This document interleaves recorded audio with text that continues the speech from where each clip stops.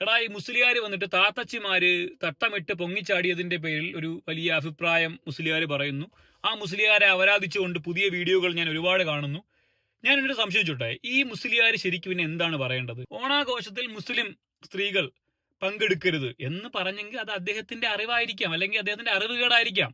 എന്തോ ആയിക്കോട്ടെ, ആ മതപരമായ അദ്ദേഹത്തിന്റെ മതപരമായ കാഴ്ചപ്പാടുകളല്ലാതെ അദ്ദേഹത്തിന് വേറെ അപ്പുറത്തെ വീട്ടിലെ അമ്മിണി ചേച്ചിയെ പറ്റി പറയാൻ പറ്റുമോ? അപ്പോൾ ഞാൻ ഈ പറഞ്ഞു വരുന്നത്, ഞാനൊരു ഫോട്ടോഗ്രാഫറാണ്. ഞാൻ എല്ലാ മതങ്ങളിലും ഒരുപോലെ എല്ലാ മതങ്ങളെയും ഒരേ വാല്യൂ കൽപ്പിക്കുന്ന മനുഷ്യനാണ്. അപ്പോൾ ഞാൻ ക്രിസ്ത്യൻ പള്ളിയിൽ കയറാറുണ്ട്, അമ്പലങ്ങളിൽ കയറാറുണ്ട്, മുസ്ലിം പള്ളിയിൽ കയറാറുണ്ട്. ഈ മുസ്ലിം പള്ളിയിൽ ക്യാമറ കൊണ്ട് കേട്ടതില്ല. എന്താണ് ഇവിടെ അലൗഡ് അല്ല, നിങ്ങൾ ഇത് ഓഫ് ചെയ്യണമെന്ന് ചിലപ്പോൾ ആരെന്ന് പറയും, ചിലപ്പോൾ പറയത്തുമില്ല. ഞാൻ എൻ്റെ അറിവുകളാണ് ഷെയർ ചെയ്യുന്നത്.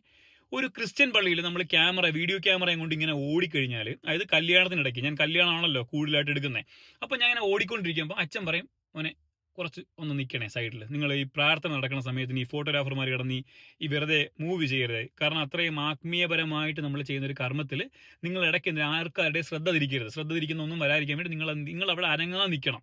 അല്ലെങ്കിൽ നിങ്ങൾ ഒരു ഷോട്ട് എടുത്ത് നിങ്ങൾ അങ്ങോട്ട് മാറി, പതുക്കെ അങ്ങോട്ട് മാറി അവളെ എടുത്തിട്ട് അങ്ങോട്ട് എടുക്കുക, അങ്ങനെ എടുക്കുക. അല്ലാതെ ഇങ്ങനെ മൂവ് ചെയ്തുകൊണ്ട് നിൽക്കരുതെന്ന് എന്ത് ചെയ്യും, അച്ഛൻ പറയും. എന്നെ പിടിച്ച് പുറത്താക്കിയിട്ടുണ്ട് സത്യമായിട്ടും. അമ്പലത്തിൽ ഞാനിപ്പോൾ ചെരുപ്പിട്ടുകൊണ്ട് കയറി നിൽക്കട്ടെ, പൂജാരി എന്തോന്ന് പറയും, ഇവിടെ ചെരുപ്പൊന്നും ഊരി പുറത്തിടണം കേട്ടോ. അല്ലെങ്കിൽ പൂജാരി പറയൂല, അവിടെ ഇരിക്കുന്ന ആൾക്കാർ പറയും. അപ്പോൾ എടാ, ഓരോ മതങ്ങൾക്കും അവരുടേതായ ഒരു രീതികളുണ്ട്.